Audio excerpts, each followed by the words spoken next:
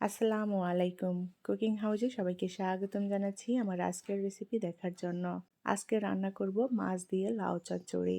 এই লাউ চচ্চড়িটা খেতে খুবই টেস্টি এবং মজাদার হয়। আর এটা রান্না করাও খুবই সহজ। তাহলে চলুন কিভাবে লাউ চচ্চড়ি রান্না করি সেটা দেখে নেই। রান্নার জন্য প্যানে পরিমাণ মতো তেল দিয়ে দেব।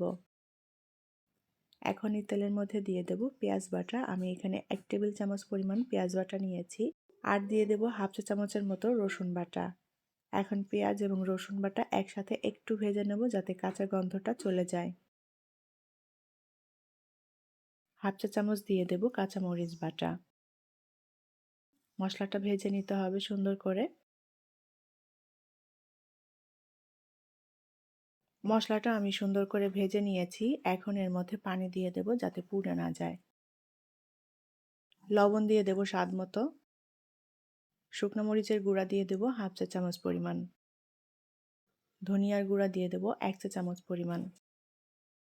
হলুদের গুঁড়া হাফ চা চামচ পরিমাণ।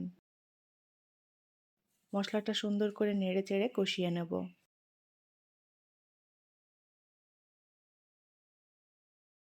এখন এর মধ্যে দিয়ে দেব মাছ এবং মাছের মাথা। আমি এখানে রুই মাছ নিয়েছি আর রুই মাছের পেটি নিয়েছি এখানে, আর একটা মাথা নিয়েছি। রুই মাছের পেটিগুলো ছোট টুকরো করে কেটে নিয়েছি আর মাথাটাও ছোট টুকরো করে কেটে খুব ভালোভাবে ধুয়ে পরিষ্কার করে নিয়েছি। এখন মাছ এবং মাছের মাথা একসাথে দিয়ে সুন্দর করে কষিয়ে নেব মশলার সাথে। চচ্চড়িতে মাছগুলো এভাবে ছোট টুকরো করে কেটে দিলে খেতে ভালো লাগবে।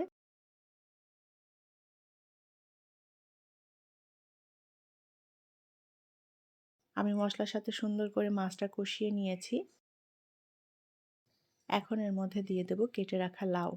আমি লাউটা এরকম লম্বা চিকন করে কেটে নিয়েছি। লাউ ভালোভাবে ধুয়ে পরিষ্কার করে নিয়েছি। চচ্চড়ি রান্না করার জন্য লাউটা এভাবে লম্বা চিকন করে কেটে নিতে হবে।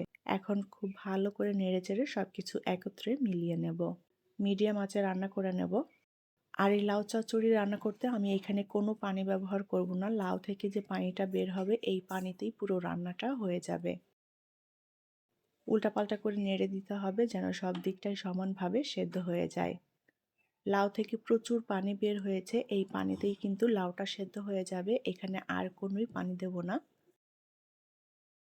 মাছের যে কাঁটাগুলো আলগা হয়ে গিয়েছে চাইলে এই কাঁটাগুলো বেছে ফেলে দিতে পারেন। আমি কাঁটাগুলো যেগুলো আলগা হয়ে গিয়েছে সেগুলো বেছে নিচ্ছি। সুন্দর করে নেড়ে চেড়ে রান্না করে নিতে হবে। এখন এর মধ্যে দিয়ে দেব কয়েকটা কাঁচামরিচ, একটু চিড়ে দিয়েছি মরিচগুলো।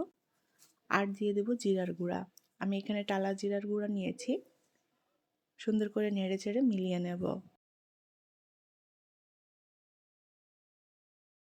এখন দিয়ে দেব ধনেপাতা কুচি। ধনেপাতা কুচি দিয়েও আলতো করে নেড়ে চেড়ে মিলিয়ে নেব। এই লাউ চচ্চড়ি রান্না করাটা খুবই ইজি, এখানে কোনো পানি লাগবে না।